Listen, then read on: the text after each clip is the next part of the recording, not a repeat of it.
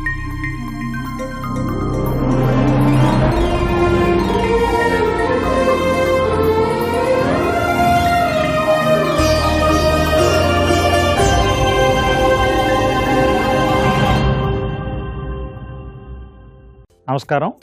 ETV మానస కార్యక్రమానికి స్వాగతం. నా పేరు వంగ రాజేంద్ర ప్రసాద్. నేను మనీ పర్స్ అనే పుస్తకాల రచయితని. మనం ఈరోజు యువత ఆర్థిక మార్గాలు అనే అంశం గురించి మాట్లాడుకుందాం. ముందుగా ఆర్థిక మార్గంలోకి ఎప్పుడు అడుగు పెట్టాలి? డబ్బు ఖర్చు పెట్టడం చిన్నప్పటి నుంచి అలవాటు, మనకి తెలుసు, అందరికీ తెలుసు. కానీ సంపాదన మార్గంలోకి ఎప్పుడు అడుగు పెట్టాలి? మీకు ముందుగా ఒక ప్రశ్న వేస్తా. 20-40-20 మ్యాచ్ తెలుసా మీకు? 20-20 మ్యాచ్ మీ అందరికీ తెలిసే ఉంటుంది. కానీ 20-40-20 మ్యాచ్ అనేది జీవితం. ఫస్ట్ 20 ఏళ్ళు మనం తల్లిదండ్రుల మీద ఆధారపడతాం. తర్వాత 40 ఏళ్ళు మన సంపాదన మీద మనం ఆధారపడాలి. చివరి 20 ఏళ్ళు ఇతరుల మీద ఆధారపడాలా? కాదు. మన 40 ఏళ్ల సంపాదన సంపదగా మారాలి. ఆ సంపద కూడా శ్రమలేని ఆదాయం ఇచ్చే సంపదగా మారాలి. అప్పుడు మన చివరి దశలో 20 ఏళ్ళు సుఖంగా, ఆనందంగా, సంతోషంగా ఉంటాం. ఎవరి మీద ఆధారపడకుండా ఉంటాం. అయితే ఈ 80 ఏళ్ళ 100 ఏళ్ళ జీవితం హాయిగా సాగాలంటే ఎప్పుడు సంపాదన మొదలు పెట్టాలి? మనలో చాలామంది 25 ఏళ్ళు వచ్చేంత వరకు కూడా ఒక్క రూపాయి సంపాదన కూడా లేని వాళ్ళు చాలామంది ఉంటున్నారు. మీరు ఒకటి గమనించండి, మన పిల్లలు అమెరికా వెళ్ళి డిగ్రీ చేస్తూ అక్కడ పెట్రోల్ బంక్లోనో రెస్టారెంట్లోనో పని చేసుకొని సంపాదిస్తారు కదా. మరి మన దగ్గర అదే కార్యక్రమం ఎందుకు చేపట్టకూడదు? అంటే ఉద్యోగం వస్తే కానీ మన సంపాదన మొదలు కాకూడదా? ముందే మొదలు పెట్టుకోవచ్చు కదా. మనకి వారెన్ బఫెట్ మీకు తెలిసే ఉంటుంది. ప్రపంచంలో అత్యంత సంపన్నుల్లో ఒక ఆయన, 2-3 స్థానాల్లో ఉంటాడు ఆయన. ఆయన 6వ ఏట మొదటి సంపాదన చూశాడు. 11 ఏళ్ళకి షేర్లో కూడా పెట్టుబడి పెట్టాడు. థామస్ ఆల్వా ఎడిసన్ మీ అందరికీ తెలుసు. ఆయన 12 ఏళ్ళకి తొలి సంపాదన చూశాడు. చార్లీ చాప్లిన్ 6 ఏళ్ళకి సంపాదన మొదలుపెట్టాడు. అంటే మనకి చార్లీ చాప్లిన్ అంత టాలెంట్ లేవు కదా అని అంటారు. ఓకే, 6 ఏళ్ళు కాదు, 10 ఏళ్ళు కాదు, 15 ఏళ్ళకి మొదలుపెట్టచ్చా? 15 ఏళ్ళు ఉన్న వాళ్ళు ఎవరైనా కానీ మనం పని చేయొచ్చు కదా. అంటే ఫుల్ టైం పని చేయక్కర్లా, కనీసం 15 ఏళ్ళు పోయింది, 20 ఏళ్ళకైనా సంపాదన మొదలుపెట్టారా? మొదలుపెట్టాలి. అయితే సంపాదన మొదలుపెట్టాలంటే జాబ్ రావాలి కదా. జాబ్ ఒకటేనా మార్గం? సంపాదనకి జాబ్ అనేది ఒక మార్గం. కానీ మనకి చాలా మార్గాలు ఉన్నాయి. అయితే జాబు మన దగ్గర, అంటే గుజరాత్లో వ్యాపారం ద్వారా రకరకాలుగా సంపాదిస్తారు జనం. మన దగ్గర మాత్రం జాబ్ అంటే క్రేజ్ ఎక్కువ. కానీ అవసరమా? జాబ్ ఉండటం మంచిదే, సెటిల్ అయ్యేంత వరకు జాబ్ ఉండటం మంచిది. మనకు ఏ మార్గం సూట్ అవుతుందో అని తెలుసుకునేంత వరకు జాబ్ చేయడం మంచిది. లేకపోయినా కూడా మనం సంపాదన మొదలు పెట్టచ్చు. ఫర్ ఎగ్జాంపుల్, చదువుకునే వయసులో ఎట్లా సంపాదించాలి అంటే మీకు తెలిసే ఉంటుంది. నేర్చుకోవడానికి అత్యున్నత మార్గం ఏంటో తెలుసా? Teaching is the best way of learning. మనలో చాలామందికి అవకాశం ఉంటుంది, హోమ్ ట్యూషన్ చెప్పే అలవాటు ద్వారా సంపాదించుకోవచ్చు. అట్లానే పార్ట్ టైం లెక్చరర్గా సంపాదించుకోవచ్చు. ఎందుకంటే టీచింగ్ ద్వారా మనం ఇతరులకి నేర్పించుకుంటూ ఉంటే మనకు సబ్జెక్ట్ నాలెడ్జ్ గ్రిప్ వస్తుంది. సో అది అందరికీ అందుబాటులో ఉన్న అవకాశమే టీచింగ్ అనేది. దీని ద్వారా అంటే మనం నెక్స్ట్ పీజీ చేయాలన్నా కూడా, ఇది ఏ మార్గానికి వెళ్ళాలన్నా కూడా teaching is one of the best ways. So అదొక మార్గం. అట్లానే వ్యాపారానికి అంటే తక్కువ పెట్టుబడితో కూడా వ్యాపార మార్గాలు చాలా ఉన్నాయి. అది కూడా మనం ఆలోచించాల్సిన అవసరం ఉంది కదా. మీరు ఇంకొకటి, ఈ సంపాదించాలి, వ్యాపార మార్గంలో అడుగు పెట్టాలి అంటే మనం ఏం చేయాలి? ముందుగా చేయాల్సిన పని ఏంటంటే మన మీద మనకు పెట్టుబడి పెట్టుకోవాలి. మన మీద మనకు పెట్టుబడి అంటే ఆర్థికంగా పెట్టుకోవాలి, మన స్కిల్స్ డెవలప్మెంట్కి మనం పెట్టుబడి పెట్టుకోవాలి.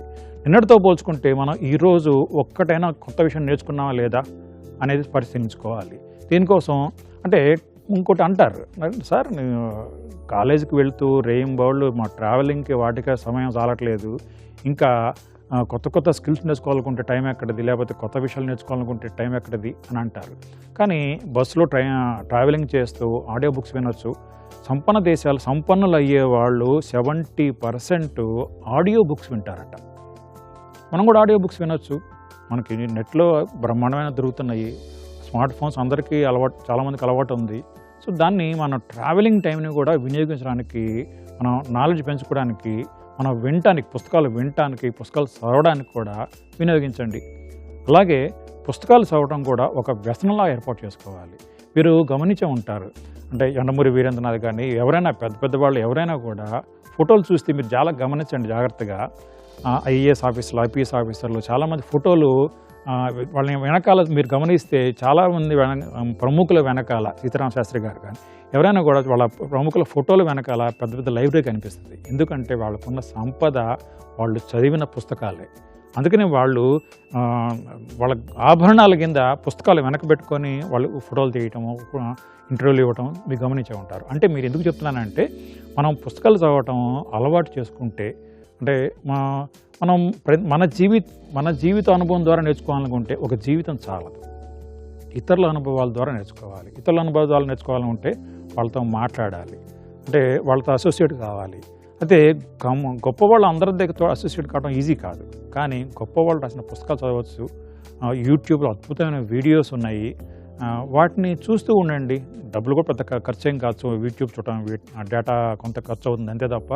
అంటే మనం ఈ రకంగా మన స్కిల్స్ని మనం ఇంప్రూవ్ చేసుకుంటూ ఉంటే మనం ఆనందంగా ఉంటాం. అయితే ఆనందంగా ఉండాలంటే మనకి ప్రాథమికంగా కావాల్సింది డబ్బే. మనకి ఉయ్యల్లోకి అడుగు పెట్టక ముందు నుండి ఊరవతలకి ఊరికి వెళ్ళేంత వరకు మనకు బతకడానికి కావాల్సింది ప్రేమ.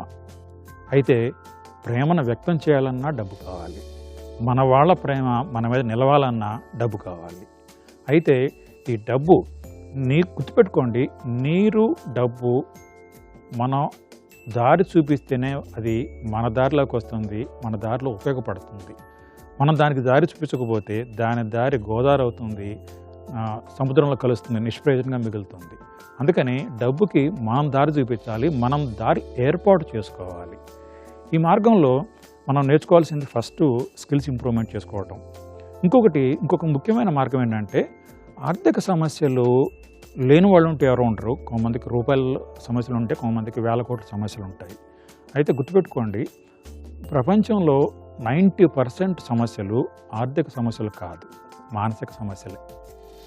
నేను చాలామందికి గమనించాను, 10 లక్షల పొలం ఉంటుంది, 50 లక్షలు 20 లక్షలు స్థలం ఉంటుంది, నా ఇంట్లో ఫర్నిచర్ ఉంటుంది, ఇల్లు ఉంటుంది, కానీ 5,000 రూపాయల జీతం కోసం, 10,000 రూపాయల జీతం కోసం కష్టపడుతూ ఉంటారు. ఉద్యోగం రాలేదని బాధపడుతూ ఉంటారు, బెంగపడుతూ ఉంటారు. ఎవరన్నా కనిపిస్తే ఏం చేస్తున్నావు అంటే ఏం చేయట్లేదు అని చెప్పడానికి సిగ్గుపడుతూ ఉంటారు. కానీ గుర్తుపెట్టుకోండి, 90% సమస్యలు మానసిక సమస్యలే, ఆర్థిక సమస్యలు కాదు. ఆర్థిక సమస్యలు కూడా ఉన్నాయి. ఫర్ ఎగ్జాంపుల్, మీకు డబ్బు లేదు, తిండి తినడం కుదరదు, అంటే కనీస ఆర్థిక అవసరాలు, అంటే అట్లాంటి కొన్ని సమస్యలు తప్ప మిగతా అన్నీ కూడా ఆర్థిక సమస్యలు, మానసిక సమస్యలే. ఎందుకు చెప్తున్నానంటే, మానసికంగా మనం బలంగా ఉంటే ఏ సమస్యనైనా ఎదుర్కోవచ్చు, అట్లాగనే ఆర్థిక సమస్యలను కూడా ఎదుర్కోవచ్చు. మీకు ఒక ఈక్వేషన్ చెప్తాను. Man plus money is equal to value 100 to 200 value. Man minus money is equal to value 0. Women plus money is equal to 100 to 200 value. Women minus money is equal to 100 value. అర్థమైంది ఏముంటుంది మీకు? అంటే డబ్బు ఉంటేనే మగవాడికి విలువ, ఆడవాళ్ళకి డబ్బు లేకపోయినా విలువ ఉంటుంది. అర్థమైందా? ఎందుకు మీకు ఉదాహరణ చెప్తాను. మనం ఆదాయం లేని ఏ అబ్బాయినైనా అమ్మాయి పెళ్లి చేసుకుంటుందా? చేసుకోదు కదా. కానీ ఆదాయం లేకపోయినా అమ్మాయిని పెళ్లి చేసుకోవడానికి చాలామంది క్యూలో ఉంటారు అబ్బాయిలు. కాబట్టి ఆడపిల్లలకి పుట్టుకతోనే విలువ ఉంటుంది. అయితే ఇక్కడ గమనించాల్సిన విషయం ఏంటంటే, ఇదివరకు ఉద్యోగం పురుష లక్షణం అనేవాళ్ళు, ఇప్పుడు ఉద్యోగం సంసార లక్షణం. ఆడైనా మగైనా డబ్బు అవసరం, బతకాలంటే డబ్బు అవసరం. అయితే ఆడవాళ్ళకి విలువ ఉన్నా కూడా బయట ఇంట డబ్బున్న స్త్రీకి విలువ ఎక్కువ ఉంటుంది. ఇంకొకటి, మన అవసరాలు కూడా పెరుగుతూ ఉన్నాయి. కాబట్టి ఇద్దరు ఆదాయ మార్గంలో వెళ్తే తప్ప మనకి ఇల్లు గడవని పరిస్థితి ఏర్పడుతూ ఉంది. ఎందుకంటే మనం ఇదివరకు లేని కొత్త అవకాశాలు, ఎంజాయ్మెంట్స్ ఉన్నాయి. అందుకని మనం నేర్చుకోవాల్సింది ఏంటంటే, డబ్బు లేకుండా సుఖంగా ఉండాలంటే మనం ఋషులమైనా కావాలి, కానీ సొసైటీలో బతకాలంటే లోపల ఋషిగా ఉండొచ్చు, కానీ బయట మాత్రం మామూలు మనిషిలో బతకాలంటే మనీ ఉండాల్సిందే. ఇంకొక ముఖ్యమైన విషయం ఏంటంటే మనం ముఖ్యంగా అంటే నేను టార్గెట్ గురించి చెప్తున్నాను. ఎందుకంటే మనం 40-20-40-20 మ్యాచ్ అనుకున్నాం కదా. చివరి 20 ఏళ్ళు శ్రమలైన ఆదాయం రావాలంటే 40 ఏళ్ళ సంపదగా మారాలనుకున్నాం కదా. అయితే ఈ సంపాదన ఉంటే చాలదు, సంపాదించిన దానిని తెలివిగా పెట్టుబడి పెట్టాలి. ఎక్కడ పెట్టుబడి పెట్టాలి అనే దానికి కూడా మనం రీసెర్చ్ చేయాలి. దురదృష్టం ఏంటంటే చాలామంది ఆదాయం సంపాదించడానికి చాలా కష్టపడతా ఉన్నారు, రేయింబోళ్ళు కష్టపడతా ఉన్నారు. కానీ ఎక్కడ పెట్టుబడి పెడితే ఎక్కడ అధిక ఆదాయం వస్తుంది అనే రీసెర్చ్ చేయడానికి మాత్రం చాలామంది సమయాన్ని కేటాయించట్లా. గుర్తుపెట్టుకోండి, మనం స్కిల్స్ పెంచుకోవాలి. దీనికి కూడా మనం రీసెర్చ్ చేయాల్సిందే. ఫర్ ఎగ్జాంపుల్, ఇద్దరు వ్యక్తుల్ని చెట్లు కొట్టడానికి ఎంప్లాయ్మెంట్ తీసుకున్నారు. ఒక ఆయన తీసుకుంటే 2 రోజుల్లో ఎక్కువ చెట్లు కొట్టిన వాళ్ళకి ఎక్కువ డబ్బు వస్తుంది అని చెప్పారు.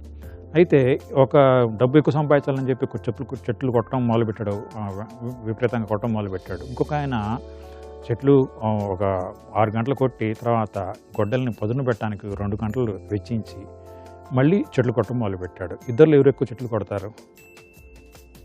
గొడ్డల్ని సానబెట్టిన వాడు ఎక్కువ చెట్లు కొడతాడు. అందుకని మనం గుర్తుపెట్టుకోవాల్సింది ఏంటంటే, మనం ఆదాయ మార్గంలోకి వెళ్ళగానే అయితే జాబ్ రాగానే మన స్కిల్స్ పెంచుకోవడానికి, మన నాలెడ్జ్ పెంచుకోవడానికి ఎక్కువ సమయాన్ని కేటాయించట్ల. అది అవసరం.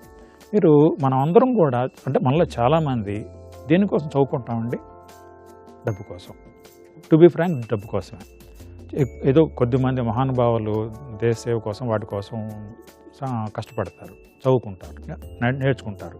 అంటే మనలో చాలామందికి అంటే ఇతరులకు ఉపయోగపడాలనే లోపల కోరిక బలంగా ఉంటుంది. కానీ ముందు మనం బతకాలి కాబట్టి మనం ఈ డబ్బు కోసమే మనం చదువుతూ ఉన్నాము. కానీ ఏ కాలేజీలో అయినా మీకు డబ్బు పాఠాలు చెప్పారా? చెప్పట్లేదే. ఎక్కడ చెప్పాలి? జీవితం నేర్పిస్తుంది. అయితే కొంతమంది పుట్టుకతోటి బంగారం స్పూన్తో పుడతారు. వాళ్ళని చూసి మనం ఈర్ష్యపడాలా? అక్కర్లేదు. ఎందుకంటే ప్రతిదీ ఆదాయ మార్గాన్ని అంటే ప్రతిదీ అవకాశంగా మలుచుకోవాలి. మన ఆర్థిక సమస్యలు వచ్చినప్పుడు దాన్ని ఎదుర్కోవడం ఎట్లాగా అనేది మనం క్రియేటివిటీతో ఆలోచిస్తాం. ఆ క్రియేటివిటీతో ఆలోచించినప్పుడు కొత్త కొత్త మార్గాలు మనమే సృష్టించుకోవచ్చు. డబ్బు వల్ల కష్టాలు చూసేవాళ్ళు, కష్టాలు పడకూడదు అనుకునేవాళ్ళు 3 విషయాలు గుర్తుపెట్టుకోవాలండి. ఫస్ట్ సంపాదించాలి, సంపాదించిన దాంట్లో కొంత దాచుకోవాలి. 3వది డబ్బు వల్ల కలిగే కష్టాలలా కాకుండా కొత్త కొత్త విషయాలు నేర్చుకోవడానికి ఒక అనుభవాలాగా మనం తీసుకుంటే దాన్ని కూడా ఎంజాయ్ చేస్తామండి. మీరు ముల్లపూడి వెంకటరమణ గారు కోతి కొమ్మచ్చి అనే ఒక పుస్తకం రాశారు. ఆయన దాంట్లో అది చదివితే మీకు కష్టాలని కూడా ఇంత ఆనందంగా అనుభవించవచ్చా అనేది మీకు తెలుస్తుంది. గుర్తుపెట్టుకోండి, మీరు రైల్వే స్టేషన్కి వెళ్ళారు, ట్రైన్ రావడం లేట్ అయింది. ఏం చేస్తారు? తిట్టుకుంటూ టైం అయిపోయిందంటే విసుక్కుంటూ బీపీ పెంచుకుంటారా? బీపీ పెంచుకోవడం వల్ల మన ఆరోగ్యమే పాడయ్యేది. కానీ దాని బదులు మీ చేతిలో ఒక పుస్తకం ఉందండి, బ్రహ్మాండమైన అవకాశం దొరికింది అనే పుస్తకం తీసుకొని చదవడం మొదలుపెట్టి అనుకోండి, ఎంత బాగుంటుంది. అది కూడా అవకాశమే. లేదు, పొద్దున వాకింగ్ టైం లేదు అని రైల్వే స్టేషన్లో వాకింగ్ చేయండి, అది కూడా అవకాశమే. అంటే నేను ప్రతి కష్టాన్ని కూడా కష్టంలా చూడకుండా మనం పాజిటివ్ దృక్పథంతో చూస్తే మనకి మార్గాలు కనపడతా ఉంటాయి. ఇంకొక ముఖ్యమైన విషయం ఏంటంటే, మనతో మాట్లాడుకునే భాష ఎలా ఉంటుంది? మనం పాస్ట్ బేస్డ్ లాంగ్వేజ్ మాట్లాడుతున్నామా, ఫ్యూచర్ బేస్డ్ లాంగ్వేజ్ మాట్లాడుతున్నామా అది చెక్ చేసుకోవాలి. పాస్ట్ బేస్డ్ లాంగ్వేజ్ అంటే ఈసారైనా పాస్ అవుతావా అని అనేది పాస్ట్ బేస్డ్ లాంగ్వేజ్. ఈసారి పాస్ కావడానికి నువ్వు ఏం ప్లాన్లు వేస్తున్నావు అనేది ఫ్యూచర్ బేస్డ్ లాంగ్వేజ్. మన తల్లిదండ్రులు సంపన్నులుగా ఉన్నా లేకపోయినా మనం దాని గురించి ఎక్కువ బాధపడాల్సిన విషయం కాదు. మనం 20 ఏళ్ళు 25 ఏళ్ళ దాకా పెంచారు, ఈ స్థితి తెచ్చారంటేనే వాళ్ళ డ్యూటీ వాళ్ళు నిర్వర్తించినట్టే లెక్క. దానికి వాళ్ళకి మనం కృతజ్ఞతలుగా ఉందాం. మనకు కావాల్సింది ఫ్యూచర్ పొటెన్షియాలిటీ ఏమిటి అనేది మనం ఆలోచించుకోవాలి. అప్పుడు మన లాంగ్వేజ్ మనకి మారుతూ ఉంటుంది. నా బతుకంతా ఇంతే, ఎప్పుడు నాకేమన్నా ఇవన్నీ అది మంచి సంపన్నుల కుటుంబంలో పుట్టానా, బిర్లా టాళ్ళకి పుట్టామా అని తిట్టుకునే బదులు ఇప్పుడు 30 ఏళ్ళ క్రితం 40 ఏళ్ళ క్రితం లేని అవకాశాలు ప్రతి ఒక్కరికి కోటీశ్వరులు అయ్యే అవకాశాలు పుష్కలంగా ఉన్నాయండి. ప్రపంచం మొత్తం ఉన్నాయి. ఎందుకంటే మనం మనం మన విలేజ్కి పరిమితం కావట్లా. ప్రపంచమే మన కుగ్రామం అయిపోతూ ఉంది. ఎందుకంటే కమ్యూనికేషన్ పెరిగినాయి, అవకాశాలు పెరిగినాయి. కాబట్టి గొప్ప గొప్ప ఆలోచనలు చేయండి, థింక్ బిగ్. మరి రాజమౌళి గారు ఇంత గొప్ప అంత ఎంత ఎంత పెద్దగా ఆలోచించకపోతే అంత గొప్ప సినిమా బాహుబలి సినిమా తీసి 1000 కోట్లు అతి తక్కువ కాలంలో 1000 కోట్లు వసూలు చేసుకోగలిగిన స్థితికి వెళ్ళారు. అసలు ఎవరైనా అంత పెద్దగా డ్రీమ్ చేయగలరా? మనం చేయాలి. అప్పుడు మనం ధనవంతులు అయ్యే మార్గంలోకి మనం వెళ్తాం. తర్వాత గుర్తుపెట్టుకోండి, ఏ సినిమా అంటే మీ సినిమా గురించి ఎందుకు మాట్లాడుతున్నా అంటే యువకుల్లో సినిమాల కంటే ఇష్టం ఉంటుంది కాబట్టి సినిమా గురించి మాట్లాడుతున్నా కొంతసేపు. గుర్తుపెట్టుకోండి, ఏ సినిమా అయినా ప్రతి దర్శకుడు 2 సార్లు తీస్తాడు. ఒకటి తన ఆలోచనలో తీస్తాడు, ఇంకొకటి ఫిజికల్గా తీస్తాడు. అయితే మనం ఆలోచనలో ఎంత స్పష్టంగా ఉంటే ఫిజికల్గా మనం అంత స్పష్టంగా మన గమ్యాన్ని చేరుకుంటాం. కాబట్టి మీరు కోటీసులు కావాలి అనే ఆలోచన ఉంటే మీరు ఫ్యూచర్ని టైం టేబుల్ వేసుకోండి. అంటే 20 ఏళ్ళ తర్వాత ఏ స్టేజ్లో ఉండాలి, 19 ఏళ్ళ తర్వాత ఏ స్టేజ్లో ఉండి, 15 ఏళ్ళ తర్వాత ఏ స్టేజ్లో ఉండాలి, 10 ఏళ్ళ తర్వాత ఏ స్టేజ్లో ఉండాలి, 5 ఏళ్ళ తర్వాత ఏ స్టేజ్లో ఉండాలి, 2 ఏళ్ళ తర్వాత ఏ స్టేజ్లో ఉండాలి, ఒక 1 ఇయర్ తర్వాత ఏ స్టేజ్లో ఉండాలి, 1 ఇయర్ తర్వాత ఆ స్టేజ్లో ఉండాలంటే ఇప్పుడు నేనేం చేయాలి అనేది మీ టైం టేబుల్ని బ్యాక్ టు అంటే ఫ్యూచర్ నుంచి బ్యాక్కి టైం టేబుల్ వేసుకోండి. అంటే ఈ డ్రీమ్ టేబుల్ మీలో మీ ఊహల్లో ఎంత స్పష్టంగా ఉంటే మీరు మీ గమ్యాన్ని అంత తేలిగ్గా చేరుకోగలుగుతారు. అంటే నేను ఏం చేయాలి, దీనికోసం స్కిల్స్ ఏం పెంచుకోవాలి. నాకు తెలిసిన ఒక అబ్బాయి ఉన్నాడు, అశోక్ అని. అబ్బాయికి జీతం 8,000 జీతం వస్తే అబ్బాయి ప్రతి నెల 1000 రూపాయలు పుస్తకాలు కొనడానికి ఖర్చు పెడతాడు. భలే ముచ్చటేసింది అబ్బాయిని చూస్తే. అంటే 8,000 జీతంలో 1000 రూపాయలు పుస్తకాలు ఖర్చు పెడుతున్నాడంటే అతను ఫ్యూచర్లో చాలా గొప్ప స్థితిలోకి వస్తాడు. మీరు సీతారామ శాస్త్రి గారు చూసే ఉంటారు. ఆయన చదువుకునే వయసులోనే వాళ్ళ ఊళ్ళో లైబ్రరీ మొత్తం చదివేశారు పుస్తకాలు. మీరు ఎవరైనా కూడా త్రివిక్రమ్ శ్రీనివాస్ కానీ మీరు సినిమాల్లో ఎవరున్నా కానీ వాళ్ళందరూ కూడా చదవకుండా పైకి రాలేదండి. అని నాలెడ్జ్ పెంచుకోవడానికి మనం ఇతరుల అనుభవాల ద్వారా నేర్చుకోవాలి. ఇంకొకటి నేర్చుకోవడానికి మరొక గొప్ప మార్గం సోషల్ సర్వీస్ అండి. సోషల్ సర్వీస్ ఎందుకు అంటున్నానంటే, సోషల్ సర్వీస్ ఎవరు చేస్తారు? మెంటల్గా మెచ్యూరిటీ ఉన్నవాళ్ళు చేస్తారు. సో అట్లా మెంటల్ మెచ్యూరిటీ ఉన్న వాళ్ళతోటి అంటే మంచి స్టేజ్లో ఉన్న వాళ్ళు మాత్రం చేయగలుగుతారు. అటువంటి వాళ్ళతో అసోసియేట్ కావాలంటే వాళ్ళు మనకు అంత టైం ఇవ్వరు. ఫర్ ఎగ్జాంపుల్ ఒక ఐఏఎస్ ఆఫీసర్ని కలవాలి, లేకపోతే మంచి స్పీకర్ని కావాలి, వీళ్ళతో కలవాలంటే వాళ్ళంత టైం మనకు ఇవ్వకపోవచ్చు. అదే మనం సోషల్ సర్వీస్లో పాల్గొంటే అట్లాంటి వాళ్ళతో కలిసి పనిచేసే అవకాశం ఉంటుంది. ఇంకా పుస్తకాల ద్వారా యూట్యూబ్ ద్వారా నేర్చుకోవచ్చు, కానీ దానికంటే ఉత్తమ మార్గం వాళ్ళని గమనిస్తూ నేర్చుకోవచ్చు అండి. కాబట్టి ఒక ఐడియల్ పర్సన్స్ పెట్టుకోండి. దీనికి ఒక మంచి మార్గం ఏంటంటే 3G ఫార్ములా అంటాం. దాన్ని ఏమంటే 3 గురువులను ఏర్పాటు చేసుకోవాలి. ఒకటి హెల్త్ గురు. మన ఆరోగ్యం బాగుండాలంటే హెల్త్ గురుని, అక్కడ హెల్త్ మంచి ఇచ్చే అడ్వైజర్ని, డాక్టర్ని మనం రోగం రాకముందే కలవాలి. అట్లానే ఫైనాన్స్ గురు. మనం ఆర్థికంగా మన సంపాదించిన దాన్ని ఎక్కడ పెట్టుబడి పెట్టాలి, ఏ మార్గాలు మనకు ఉన్నాయి, అంటే ఇల్లు కట్టుకోవాలంటే ఏం చేయాలి, పెన్షన్ ఏర్పాటు చేసుకోవాలంటే ఏం చేయాలి, ఇన్సూరెన్స్ చేసుకోవాలంటే ఏం చేయాలి, ఇట్లాంటివన్నీ మనకు గైడెన్స్ ఇచ్చే ఒక ఫైనాన్స్ గురువుని ఏర్పాటు చేసుకోవాలి. అట్లానే ఒక అకాడమిక్గా మనం గ్రోత్ ఉండాలంటే కూడా మన అకాడమిక్ గురువుని కూడా ఏర్పాటు చేసుకోవాలి. ఎందుకంటే మనం కెరీర్ డెవలప్మెంట్ కూడా అంటే ఎలా ఉండాలి, ఏ మార్గంలో ఏ స్టెప్ వేయాలి అనేదాన్ని కూడా కెరీర్ గురువుని కూడా ఒకళ్ళు ఏర్పాటు చేసుకుంటే, అంటే 3G ఫార్ములాని ఫాలో అయితే మన జీవితం ఆనందంగా ఉంటుందండి. మరొకసారి చెప్తున్నాను, 90% ఆర్థిక సమస్యలు మానసిక సమస్యలే. మానసికంగా మనం బలంగా ఉంటే మనం ఏ సమస్యను ఎదుర్కోగలుగుతాం. అందుకనే ధైర్యలక్ష్మి అని అంటాం కదా. మనం భూమి మీద బతకడానికి కావాల్సింది గాలి, నీరు, ఆహారం. కానీ దీని తర్వాత కావాల్సింది కాన్ఫిడెన్స్, మన మీద మనకు నమ్మకం. ఆ నమ్మకం ఉంటే మనం నేర్చుకోగలుగుతాం. ప్రతి కష్టాన్ని కూడా ఇష్టంగా చూసుకుంటాం. ఈ ఆర్థిక మానసిక సమస్య అని చెప్పడానికి ఒక ఉదాహరణ చెప్తాను. నేను భద్రాచలంలో పనిచేస్తా ఉన్నప్పుడు మే నెల విపరీతమైన ఎండలు. నేను బ్యాంక్ నుంచి మధ్యాహ్నం భోజనానికి వెళ్తానికి ఇంటికి వెళ్తా ఉన్నా. వెళ్తూ ఉంటే అప్పటికి నా జీతం చాలా తక్కువ, ఇల్లు కట్టడం కష్టంగా ఉండేది. ఏంటి ఎన్నాళ్ళు ఈ కష్టాలు అని నేను నా పరిస్థితిని నేనే తిట్టుకునే పరిస్థితి, రోజు తిట్టుకునే పరిస్థితి. ఇంటికి ఆ మధ్యాహ్నం పూట వెళ్తూ ఉంటే భద్రాచలంలో విపరీతంగా ఎండలు ఉంటాయి. నేను వెళ్తూ ఉంటే ఒక గ్రామీణ స్త్రీ ఒంగోని తన స్లిప్పర్ని పైకి తీసి పిన్నిసి పెట్టుకుంటా ఉంది. ఆ స్లిప్పర్ చూస్తే సోల్ లేదండి, అంత హోలే ఉంది. నాకు అమ్మాయిని చూసిన తర్వాత జ్ఞానోదయం అయిందండి నిజంగా. అంటే ఆ అమ్మాయి కష్టంతో పోల్చుకుంటే నా కష్టాలు ఒక కష్టాలా? కాదే. ఆ రోజు నుంచి నాకు ఆర్థిక సమస్యలు లేవు, ఆర్థిక ఛాలెంజెస్ ఉన్నాయి. అంటే నా డబ్బు కష్టాలని నాకు తీరలా, కానీ డబ్బు కష్టాల పట్ల నేను చూసే దృక్పథం మారింది. అంటే ఇతరుల కంటే నేను ఉన్నత స్థితిలో ఉన్నాను కదా, కనీసం ఇది కూడా లేని వాళ్ళు, తిండి లేని వాళ్ళు చాలామంది ఉన్నారు, వాళ్ళతో పోల్చుకుంటే నేను బాగా ఉన్నాను కదా అనేది నాకు అర్థమైంది. తర్వాత ఇంకొకటి ఏంటంటే, ఇందాక చెప్పాను కదా, సినిమా డైరెక్టరు ఊహల్లో ఫస్ట్ తీస్తాడు. అట్లా నాకు అర్థమైంది నేను ఏం చేయాలి, నేను ఏ స్టేజ్లో ఉండాలి అనేది నాకు మానసికంగా ప్లాన్లు వేయడం మొదలుపెట్టాను. నా మీద నేను ఇన్వెస్ట్ చేసుకోవడం మొదలుపెట్టాను, విపరీతంగా చదవడం మొదలుపెట్టాను. ఎక్కడైనా ఫైనాన్స్ వర్క్షాప్స్ ఉంటే అటెండ్ కావడం మొదలుపెట్టాను. దాంతో అంటే ఆర్థికంగా నన్ను నేను ఎలా మలుచుకోవాలో నాకు అర్థమైంది. అంటే ఇంకా నేర్చుకుంటూనే ఉన్నాను. గుర్తుపెట్టుకోండి, మనం జీవితాంతం వరకు కూడా మనం నేర్చుకుంటూనే ఉంటాం. ఇంకొక మానసిక సమస్యలు అని చెప్పడానికి ఇంకో ఉదాహరణ ఏంటంటే, మనం ఎప్పుడు తీసుకోవడం తప్ప ఇవ్వడం తెలియని వాడిని ఏమంటారండి? బిచ్చగాడు అంటారు.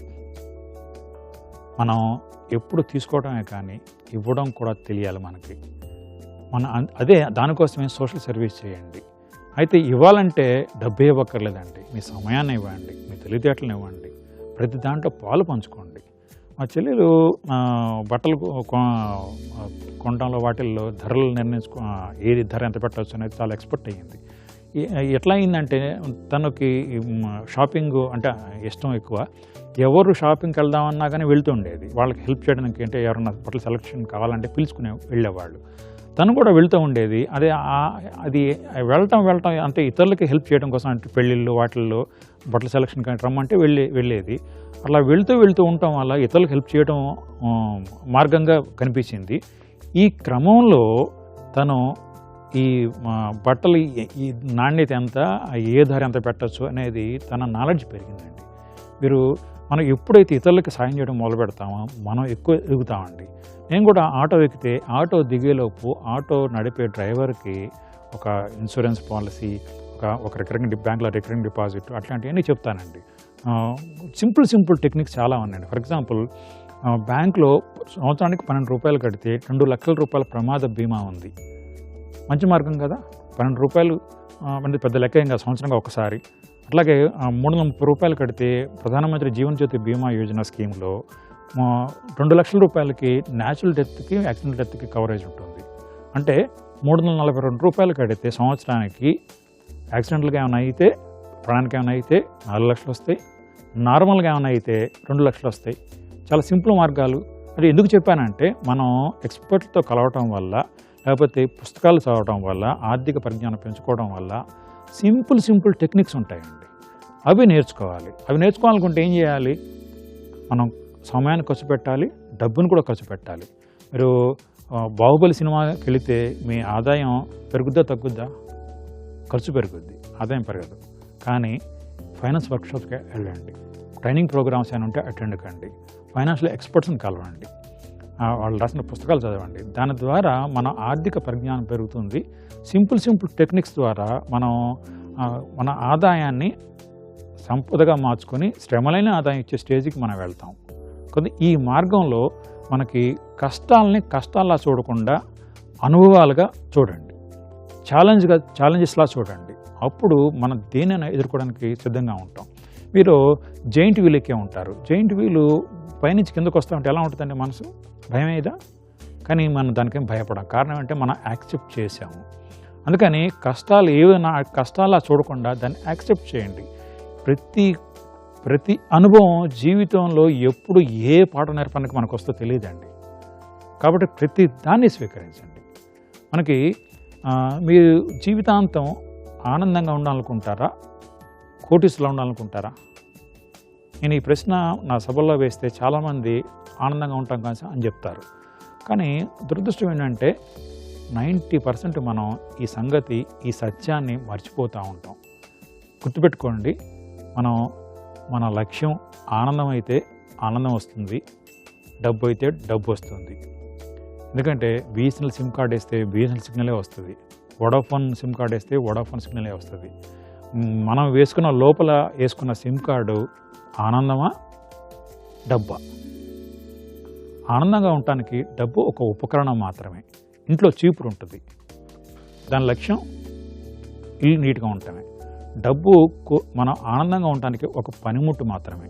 గుర్తుపెట్టుకోండి, డబ్బు పట్ల జాగ్రత్తగా ఉండండి, కానీ డబ్బును ప్రేమించకండి. అయితే డబ్బు సంపాదించడంతో పాటు డబ్బు లెక్కలు కూడా తెలుసుకోండి. ఈ క్రమంలో మనం డబ్బుని ఒక పనిముట్టుగా, ఆనందానికి సుఖానికి, సంతోషానికి ఒక పనిముట్టుగా వాడుకోవడం ఎలాగో తెలుస్తుంది. So all the best. Thank you.